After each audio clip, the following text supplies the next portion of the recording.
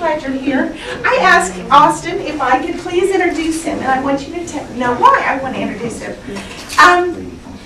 Austin Pruitt, were you at THEO from what, 2000? 5 years.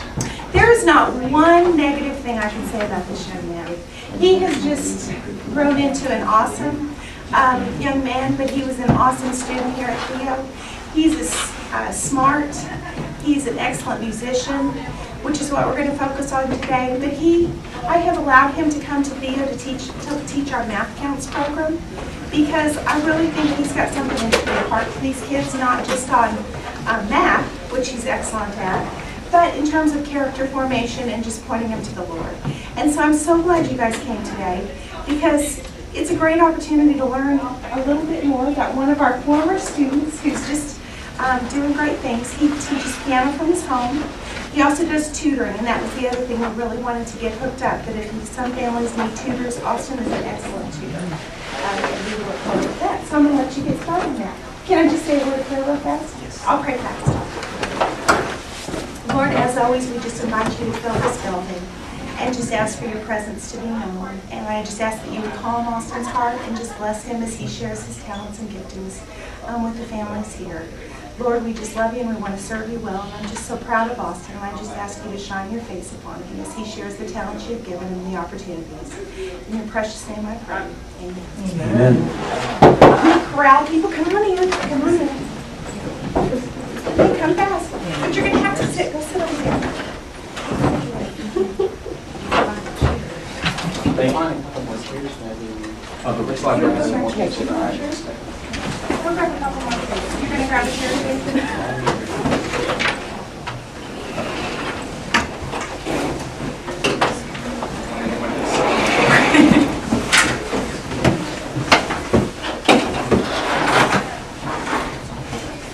Sorry, we kind of have a little limitation of space.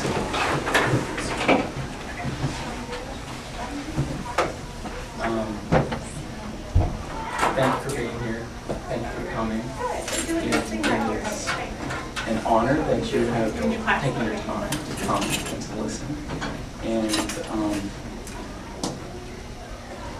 I can tell you that I will be speaking about something that is very near. It's something that I'm incredibly passionate about, something that just is such a major, major part of my life, and that is music. So I'm going to start, if there's people coming in, just bear with me.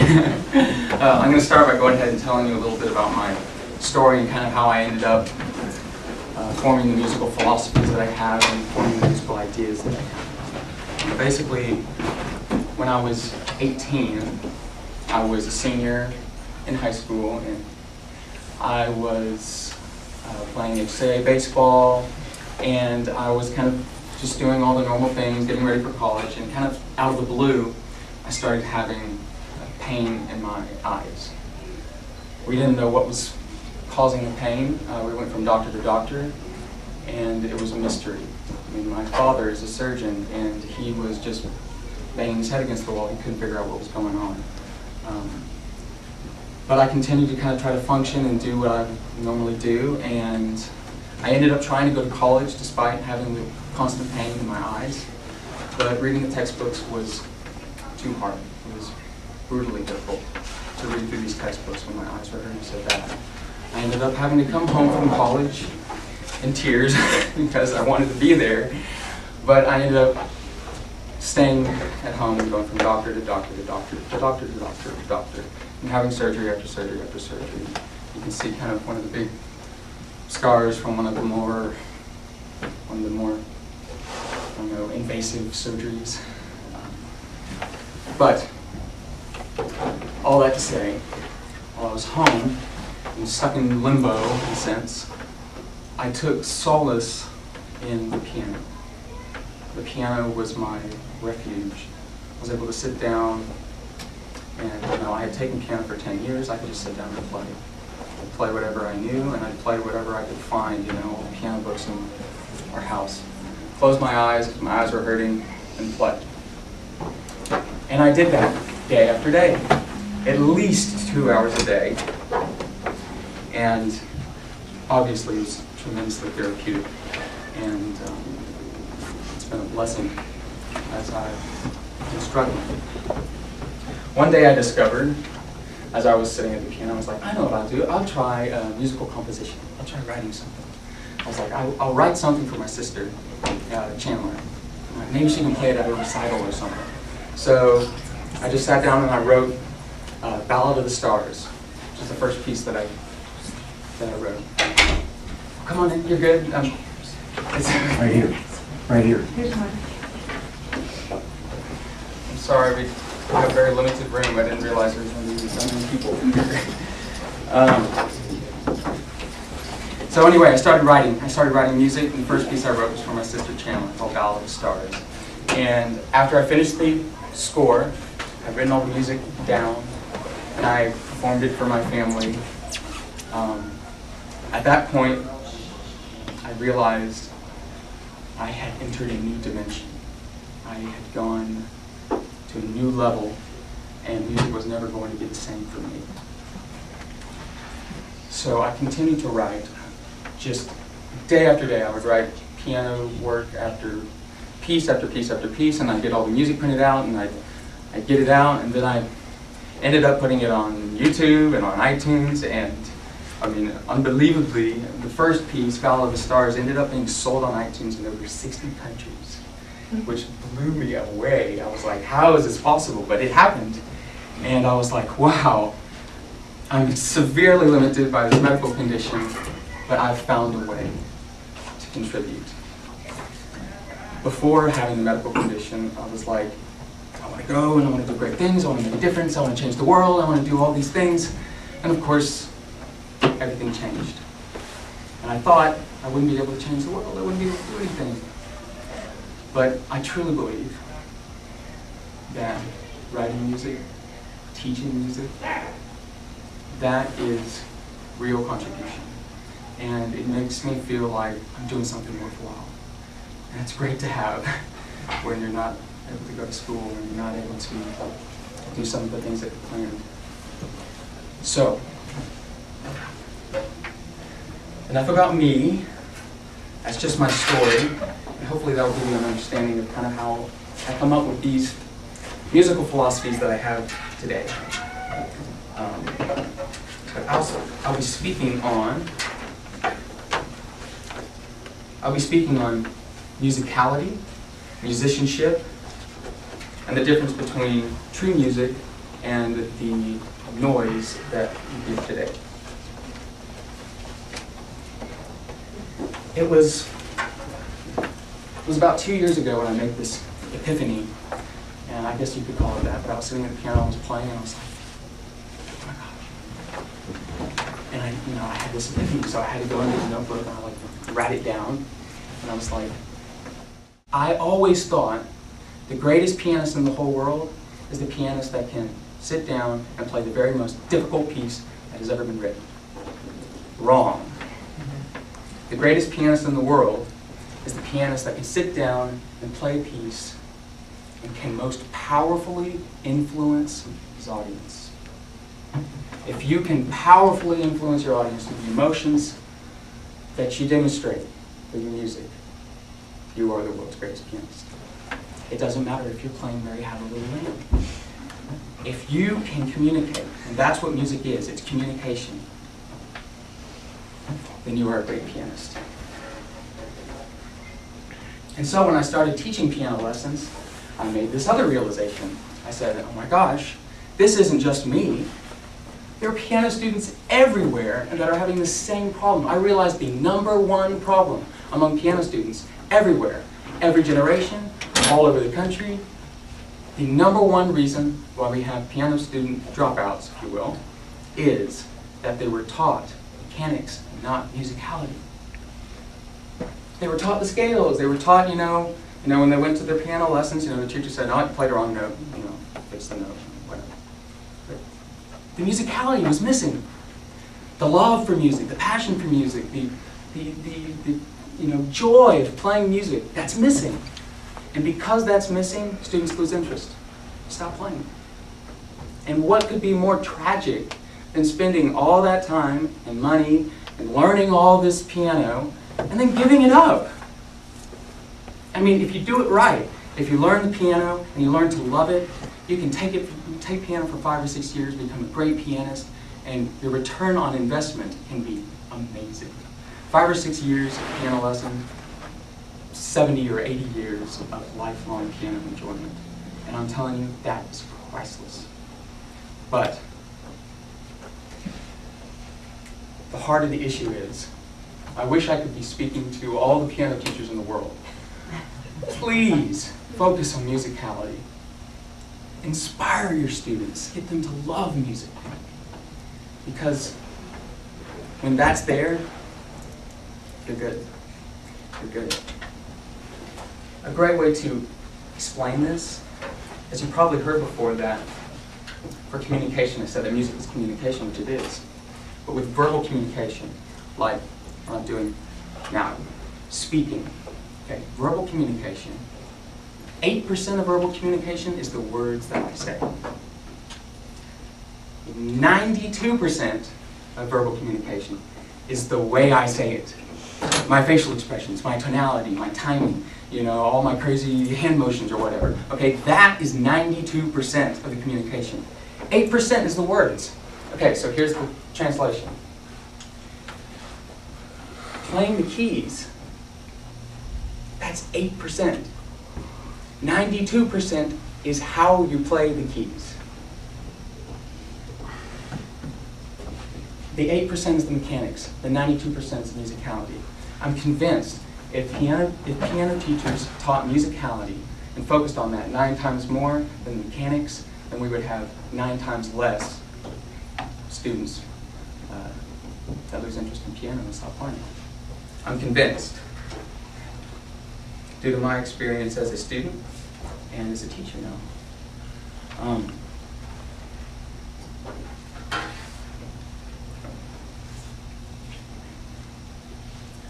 When you are a piano student, there are 2 paths that you can take. There are only 2. You will take one of 2 paths. There is one path of taking lessons and going to see a piano teacher, the piano teacher coming to you, you take lessons for a few years, and then, you know, you stop and you move on to other things and you kind of lose interest and it just fades away. Okay, that's one path. Lots of pianists, lots of would-be pianists go down that path. Then there's the other path. The other path is you practice, you take lessons, you go through all those same things, and several years later, you start loving the piano. You just start loving music more and more. You play piece after piece, and it just becomes more of so much more enjoyable, more fulfilling, and it just becomes a passion. And you just go on to play more and more and more, and it's a lifelong thing. You play forever, as long as you're alive. Okay, for the rest of your life, if you've got a whole lot of anger you got to get out, you sit down on the piano and you play rock and roll. That's what I do. If you want to serenade your girlfriend, I play the Titanic theme song. If you want to wind down before bed, I'll play a Brahms lullaby. If you want to, feel like a rock star, you sit down and play Elton John and sing along, okay? It's great, it's so awesome, and I really wish that piano students would begin with the end in mind and say, okay, where do I want to be? Do I want to be on that path where it just fades away? If so, what's the point? What's the point? Okay? Or would you rather be on the path where you play piano for the rest of your life and it becomes a source of lifelong enjoyment? There's a friend of mine, I wouldn't say, yeah, he's a friend. And he is this very prominent kind of mover and shaker, whatever, whatnot, and he has this really nice office. And he has a 9-foot Steinway concert grand in his office. $110,000 piano in his office. And after work each day, he sits down and plays it. I just think that's so cool.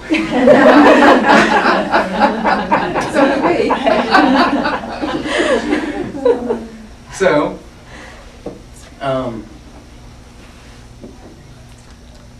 let's see. Sorry, I have to keep to my notes, otherwise I'm just going to go all over the place. It may be a little hard for you as a student to see things in the long term, from the long-term perspective. Okay, I've been there. I have only seen things as far as, Friday night or whatever.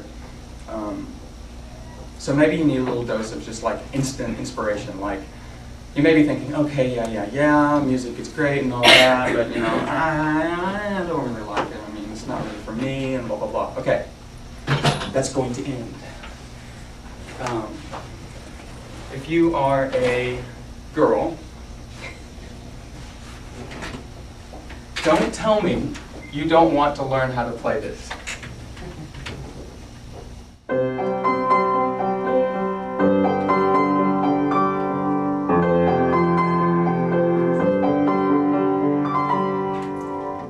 we know what that is? Yes? Titanic? That's right.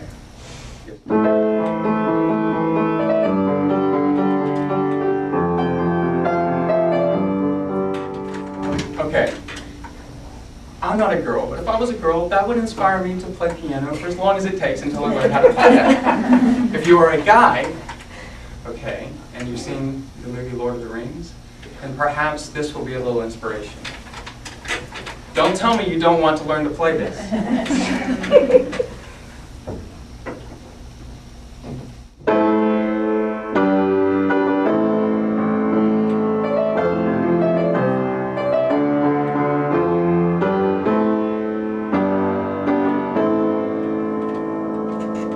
Wouldn't that be fun? Okay.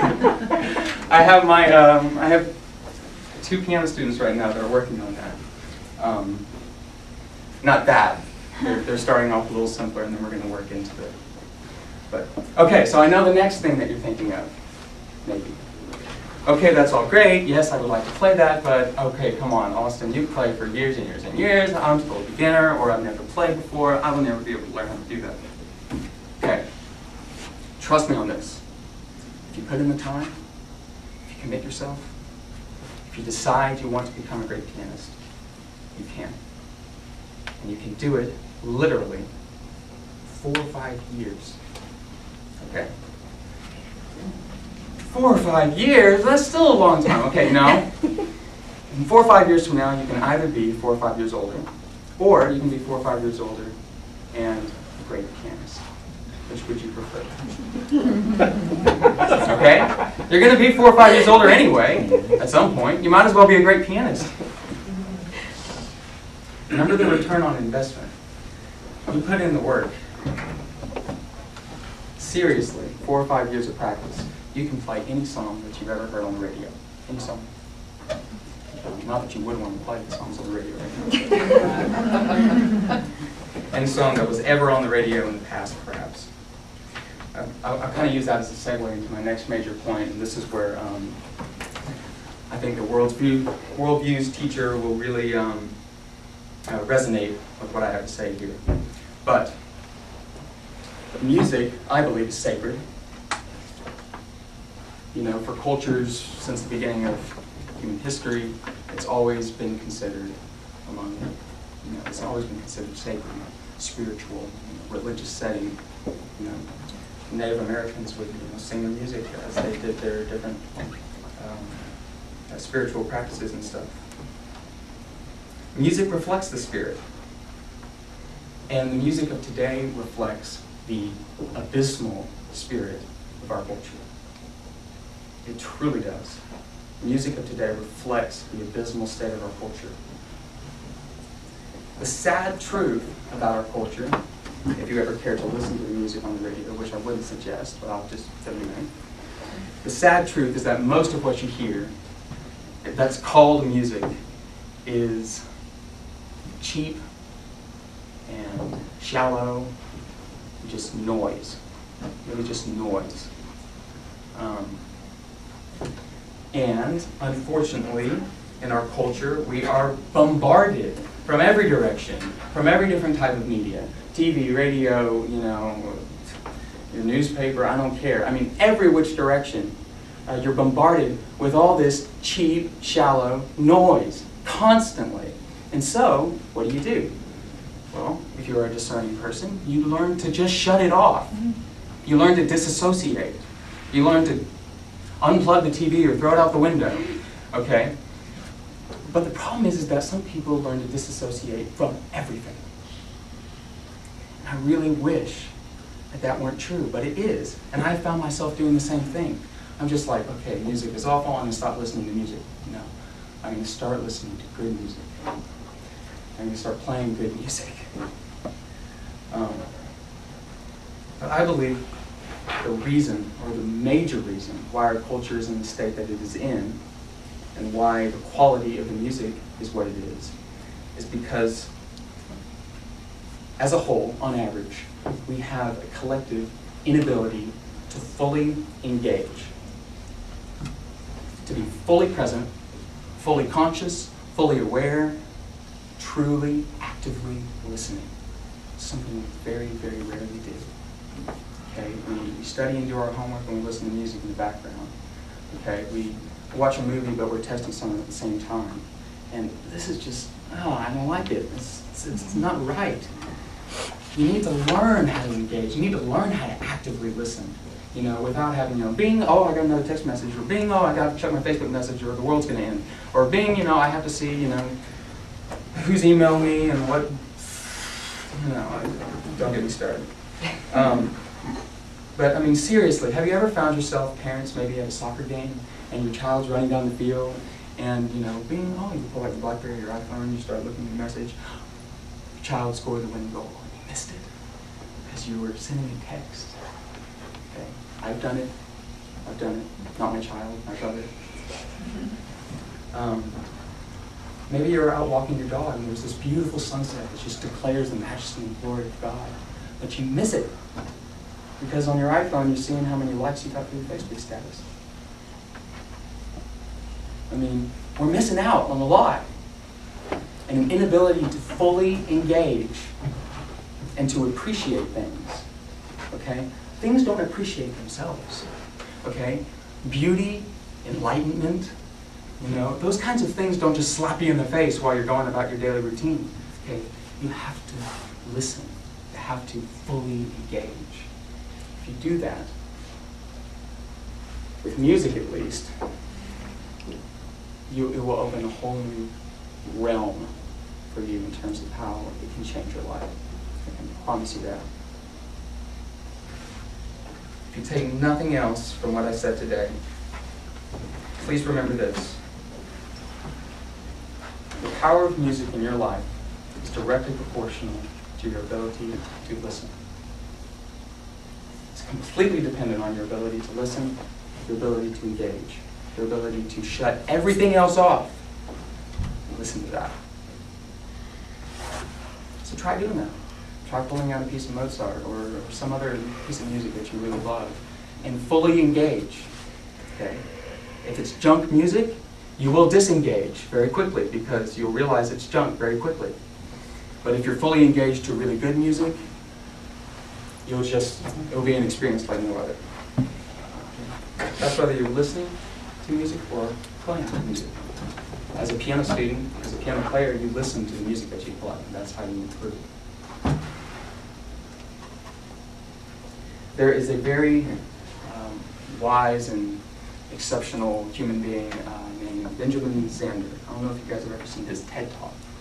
He talks about the transformative power of classical music. And it truly is transformative. But I'm going to be doing with y'all an exercise very, very similar to what he did. And I'm going to play a piece on the piano.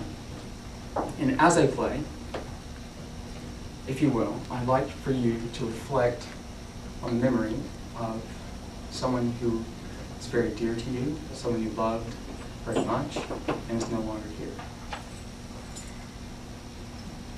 So reflect on that memory and actively engage as I play this piece.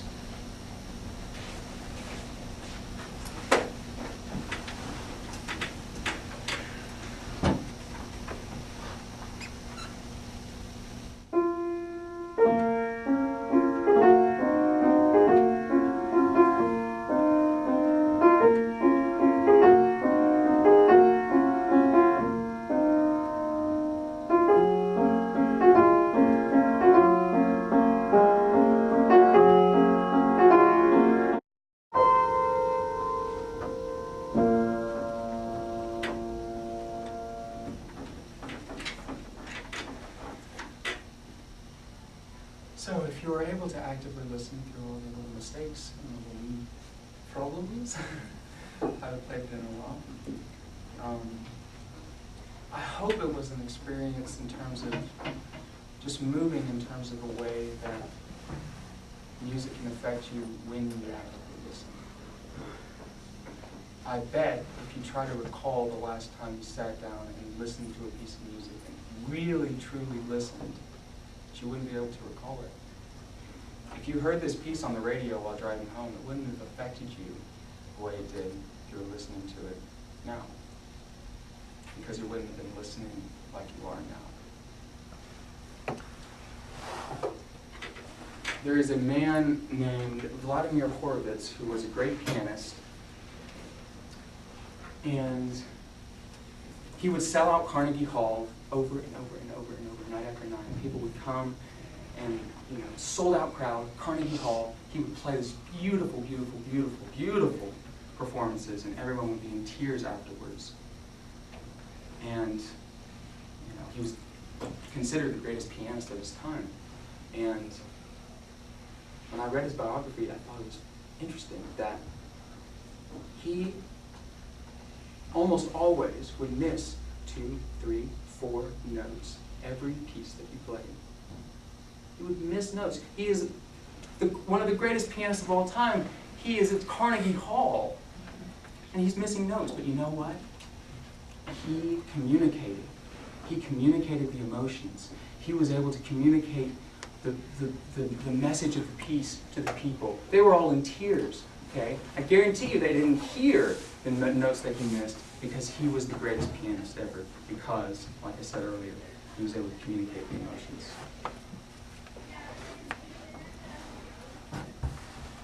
So, let me conclude by saying,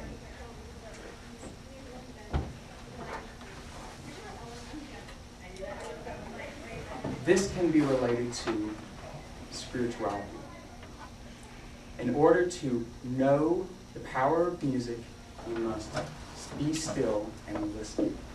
In order to know the power of God, you need only to be still and listen.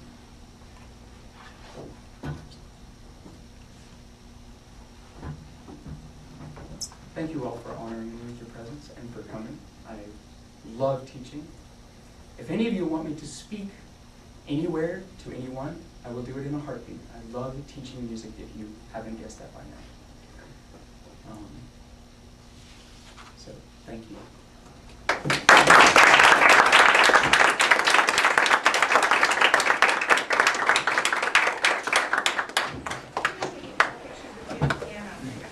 At the piano? Okay. Yeah, is that okay? Sure. And then you guys can listen, or, yeah? No, Austin, thank you so much. That's perfect. Please don't watch this. Would you guys like to, would y'all like to hear Ballot of the Stars? Yes. Okay. I get so nervous, my hands shake, so excuse my fumbles. It's just